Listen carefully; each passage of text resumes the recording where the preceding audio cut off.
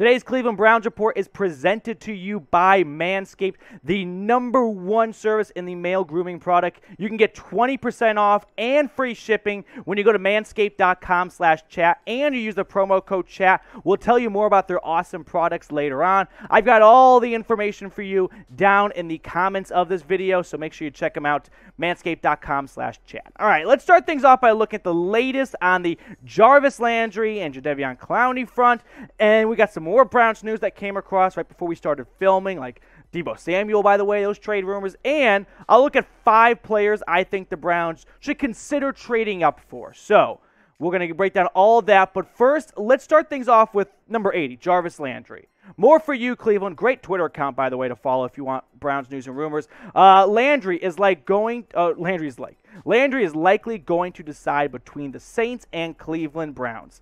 Rap sheet just now says the decision will probably come after the draft, but could come right before. So Jarvis Landry last night, and we're recording this right now on Wednesday, on Tuesday, announced that he would be meeting with the New Orleans Saints today being Wednesday, and so that is his second meeting. Also met with the Atlanta Falcons back when that Dirty Birds team was in the race, couldn't beat the Browns for Deshaun Watson, and Cleveland continues to remain in the mix. What's interesting to me is that he's waiting for after the draft. This tells me a little bit that Landry is looking at his career right now going, I'm 29 years old, I want a Super Bowl ring, and I want to bet on the best horse. So why not wait till the draft's over, look at how all the chips fall, see who ends up where, see which team comes out a big winner in the draft, who the losers are, and if I've got 3 teams saying, hey, we'll let you come here for a 1-year, $10 million contract, whatever it may be, I'm going to pick the one that I think is closest to winning a Super Bowl. I think that's maybe what's going through Jarvis Landry's mind right now, as it's not only on him, he's got to get the contract offer from the Browns, but I've got no doubt that Cleveland would have him back. It just has to be for the right price. And we'll look at the Browns' cap situation in closer detail in a second, but type 80 down below if you want to see Jarvis Landry come back. If you don't really care how it's done, be like, just get it done. Let's get Landry back to Cleveland so he can be a part of a Super Bowl run. Spam his jersey number down below in the comments section. Let's get Landry back because I want to bring Juice back for the locker room. He may not be the player that he was when he got traded last season, like a career lows across the board. Missed his first time really with an injury ever. He missed a game because of COVID back in 2020, but that doesn't really count. But last season, played in just 12 games. You can compare his entire season, his career in Cleveland, and there was that drop-off, okay? 900 yards his first year, 1,100, 800, and then he falls off a cliff right there to 570. Not that same 2019 guy, but still, this is Jarvis Landry we're talking about, the player that has been the minister of culture in Cleveland for getting this organization back to winning football, getting them back to the playoffs, winning in Pittsburgh, watching Big Ben and that fat face of his sit on the bench and cry with Tomlin consoling him and Pouncey. Yeah, I want that to happen again. And I think Jarvis Landry coming back may not guarantee it, but it can't hurt. All right. It also can't hurt? Subscribing to the Browns Report, because we'll be covering the entirety of the NFL draft. I'm trying to reach 8,000 subscribers by the time Goodell walks across the stage and gets all the boos from everyone. We've got a decent way to go, 400 and change, but help us reach that milestone. Subscribe right now. Go to youtube.com/Browns Report, or just move your mouse, move your finger, whatever it may be, hit that big red button and subscribe. Our friends today at Manscaped are sponsoring today's show. Listen, they've got an awesome deal with their new Ultra Premium package. It takes care of you from the moment you step into the shower to the moment you step out of the bathroom, okay? They've got body wash, conditioner, shampoo, deodorant, but they got body spray. Put your middle school Axe body spray away, put it in the corner, get rid of it, and get 20% off and free shipping by going to manscaped.com/chat, using promo code chat to get all those awesome deals. The link's down below so you can't miss it. Listen, time to grow up a little bit here. Retire the Axe. Old Spice on the way out. Let's get some Manscaped. Let's do what, big boys got to do. Moving on to the next part of today's show, Cameron Justice tweeting out that the Browns' Denzel Ward said he hopes a deal can get done to re-sign Jadeveon Clowney. I would like to see Clowney back. You know what, Denzel? That makes 2 of us. Because Clowney, in my opinion, saved his career. He had 9 sacks last season. You combine what he did the 2 prior seasons, he's got 3. If he has another 1.5 sack season this past year, he could be on the way out of the NFL. And that may sound strange, but look at some of the free agents still out there.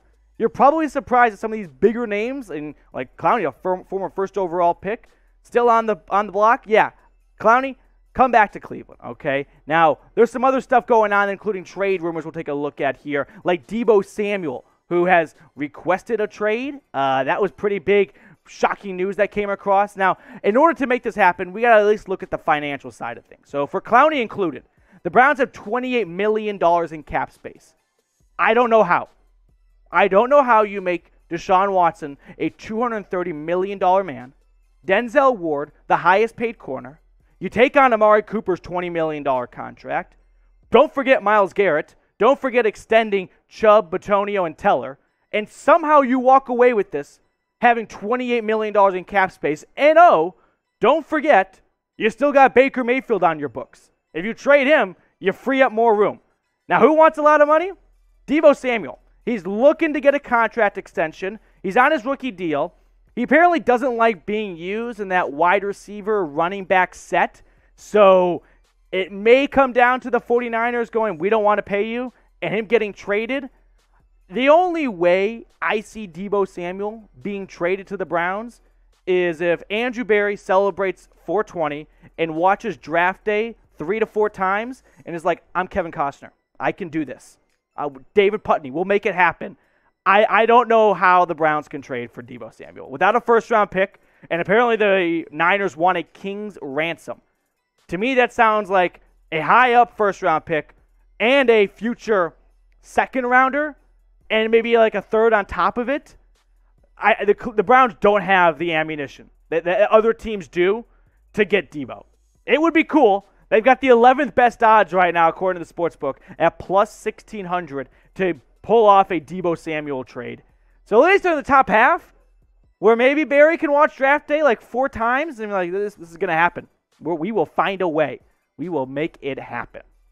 So that's the latest on the Deebo front. As for the latest Browns news front, then we're going to get to some more fun stuff. Nate Ulrich, who covers the Browns at the Akron Beacon Journal, saying Browns announced they signed defensive end Isaiah Rochelle and wide receiver Javon Wims. So not household names. I've got some notes jotted down on these guys because I didn't think you'd want to have too much airtime taken up. Rochelle, originally with the Chargers, last season with the Colts, was so-so. He's had 9 career starts.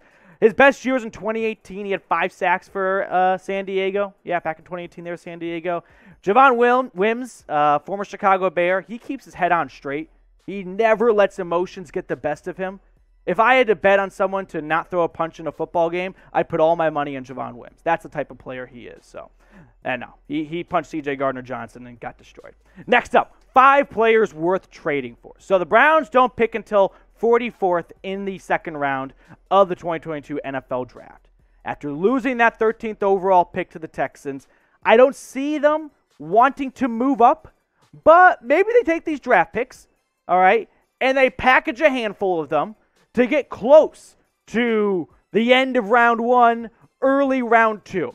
I think the easiest way this happens is if you take their 44th overall pick and their 78th, so their first 2 picks, that gets you close to late first, early second range. Listen, this is not a very good draft class. This is kind of reminding me of that 2013 draft. Remember with 2 offensive linemen, Eric Fisher went first and like Luke Jokel to the Jags. This tells me that teams towards the end of the first would maybe trade back this year where they wouldn't have previous years because they don't like the picks this year, so why not pick up some extra picks? So if you were to combine the Browns' second and their first third-round pick, this is where you can expect to move up, according to the trade value chart, right at the end of round 1. Now, there is a big difference, by the way, from 32 to 33, because if they get the Lions' 32nd overall pick, they can place a 5th-year option on a player. You can't do that at 33. And GMs love having control of a player for an extra year. It's cheaper, it's more cost-effective, and the only difference is 1 pick. Now, the Lions know this, so they aren't going to give it up for cheap. But if the Browns were to move up, or if they want to move up for someone, here are 5 guys to keep an eye on. Devontae Wyatt, defensive tackle out of Georgia. He's not the number 1 defensive tackle in this year's draft class, according to a lot of people. In fact, it's his friend down in Athens, who we'll look at in just a moment. But Devontae Wyatt last season for the Bulldogs was a part of that just phenomenal defense. 2.5 sacks, 7 tackles for loss, 2 forced fumbles. I mean, he was just like the second biggest guy in the field. The only person he wasn't bigger than was his teammate, Jordan Davis.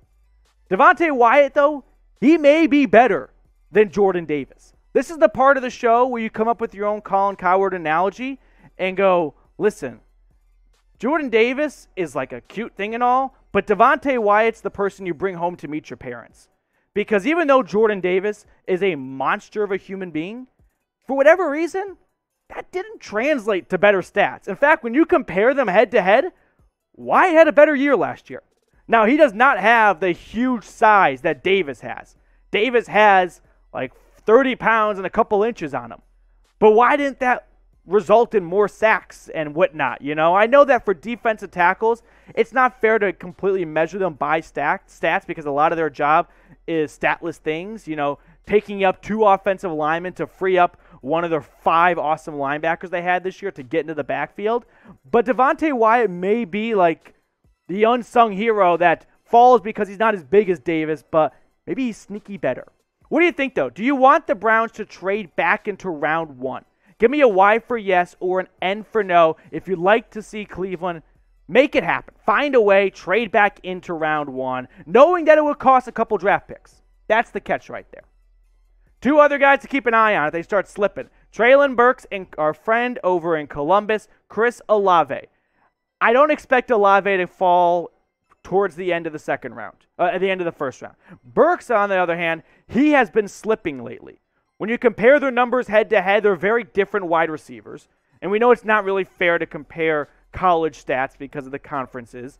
But Chris Olave, I think, may be a better fit for the direction the NFL is going. I've talked about this before. Who won the Triple Crown last year?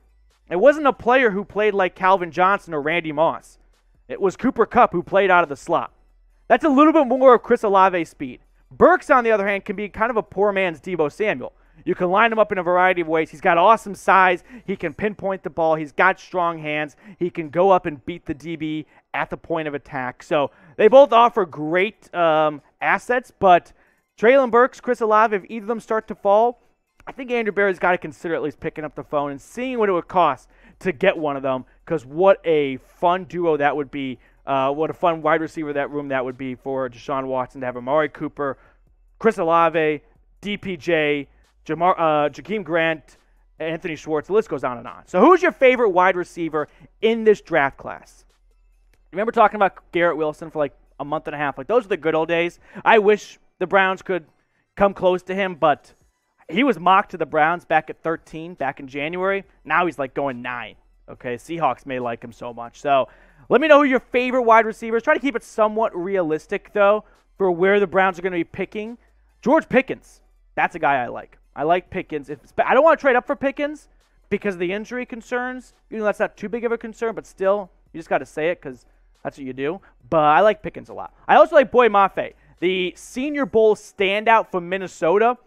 If Clowney does not come back to Cleveland, the Browns have to look at the edge position with a little more oomph behind it, because I don't have that much confidence in Chase Winovich being your starting defensive end after a tough 2021 season where he really didn't do much for New England.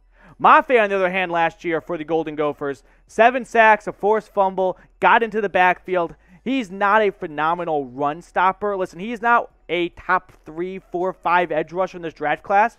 This is a pretty deep edge rusher draft class, though. That and wide receiver, there's no shortage of players, so that's the good news for the Browns, because that's kind of 2 of their 3 biggest needs. Ultimately, I think Jadeveon Clowney influences the Browns' draft plan greatly. I'm not saying if Clowney does not sign with the Browns before the draft that they have to go get edge rusher. I've got faith that Barry is keeping tabs on Clowney and Landry and knowing where he stands with them to get a good feel if he's ready or if they're going to come back to Cleveland or not. But I'm not sold on seeing Curtis Weaver, Porter Gustin, and Winovich be competing for a defense. Oh, and Stephen Weatherly, I guess. But you get the drift here. Let's make sure Myles Garrett has a fun partner on the other side of that defensive line. So pick one for me. Would you rather go get Clowney? If so, type his number, 90. Or do you want to go the draft route? You want to just kind of start fresh a little bit, go young, reset the clock, and use one of the Browns' first or second picks in this year's draft to go and get one of these great edge rushers? Let me know what you think down below. Fifth and final trade-up target is a bit of a so-so one. It's Nakobe Dean. The reason I've got him on here is not because I'd actually move up to get him. It's more of like, how awesome would this be? Because listen, the linebacker position as a whole, the value is declining. You're not seeing linebackers get big money in free agency. Bobby Wagner was awesome. And even though he got a good contract, even though it's not as good as it looked, but you're just not seeing linebackers get big money in free agency. NFL defenses are doing what Joe Woods and the Browns did last year. You're seeing a lot of nickel and dime sets. Shout out to Brett Favre. But JOK plus Nakobe Dean would be awesome. No offense to Walker or Taki, like that, they're not bad. You know, they're not as. I think they're better than we give them credit for, honestly.